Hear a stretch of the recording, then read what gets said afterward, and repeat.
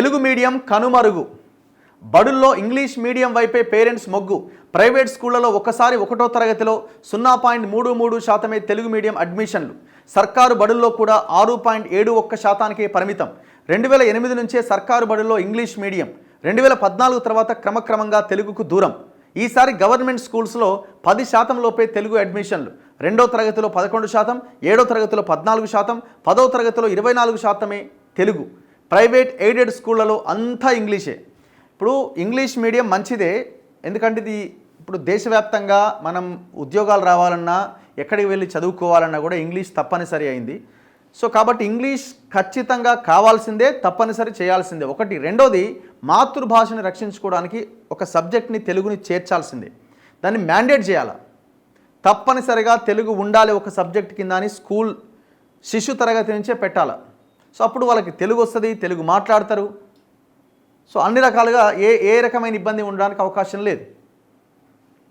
10 ఏళ్ల కింద వరకు తెలుగు మీడియం విద్యార్థులతో కళకళలాడిన బడులన్నీ ప్రస్తుతం ఆ మీడియంలో అడ్మిషన్లు లేక వెలవెలబోతున్నాయి. సర్కార్, ప్రైవేట్, ఎయిడెడ్ ఇట్లా స్కూల్ ఏదైనా చదివేది ఇంగ్లీష్ మీడియమే అన్నట్టుగా పరిస్థితి తయారైంది. తెలుగు మీడియంలో చేరే పిల్లల సంఖ్య వేళ్లపై లెక్కబెట్టొచ్చు.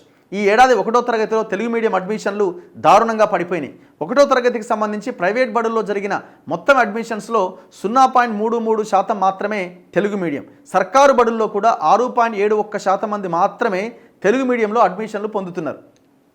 అంటే చూడండి ఎంతగా అంటే తల్లిదండ్రులు కూడా మా పిల్లలు బాగుండాలని కోరుకుంటున్నారు. ప్రభుత్వం ఏం కోరుకుంటున్నది?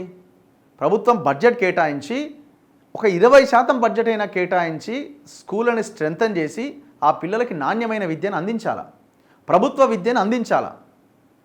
సో పేరెంట్స్ ఇంట్రెస్ట్ చాలా గొప్పగా ఉన్నది, కానీ పేరెంట్స్ విద్యా విషయంలో ప్రభుత్వాలని, నాయకులని డిమాండ్ చేసే విషయంలో ఫెయిల్ అవుతున్నారు. పేరెంట్స్ అంటే మనమంతా పేరెంట్సే, వాళ్ళు ఏదో ఎక్కడి నుంచి వచ్చిన వాళ్ళు కాదు, మనమంతా పేరెంట్సే. ప్రభుత్వాలని మీరు ఎడ్యుకేషన్ ఎందుకు అందించలేకపోతున్నారు? మీ పిల్లల భవిష్యత్తు గురించి మీరు ఆలోచిస్తున్నారు, పర్ఫెక్ట్.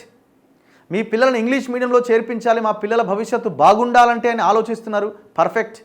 కానీ ప్రభుత్వాలను ఎందుకు నిలదీయలేకపోతున్నారు విద్య మీద? నాకు ఇది రాలేదు, నాకు పెన్షన్ రాలేదు, నాకు రేషన్ కార్డు. ఇది కాదు కదా నీ పిల్లలకి ప్రైవేట్ స్కూళ్ళకి వెళ్ళకుండా గవర్నమెంట్ స్కూళ్ళకి వెళ్ళేలాగా ఆ స్కూళ్ళను అట్లా తయారు చేస్తే నీకు 2 పిల్లల మీద ₹1,00,000 మిగులుతాయి. తక్కువలో తక్కువ అంటే ఒక చిన్న స్కూల్కి పంపించే వాళ్ళకి 1,00,000 మిగులుతాయి.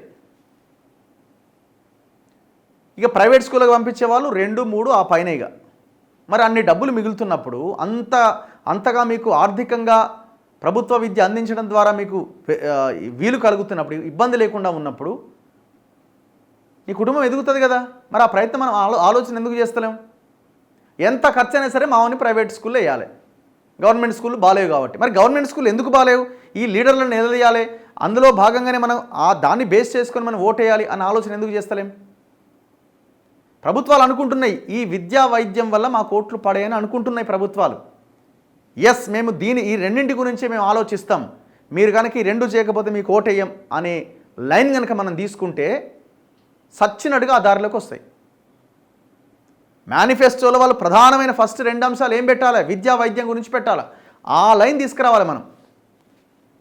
ఈ సమాజం సహకారం లేకుండా మనం ఎంత మాట్లాడినా ఉపయోగం లేదు. సో అందరూ ఒక లైన్ మీద నిలబడి దీన్ని క్వశ్చన్ చేస్తేనే అది సాధ్యమవుతుంది.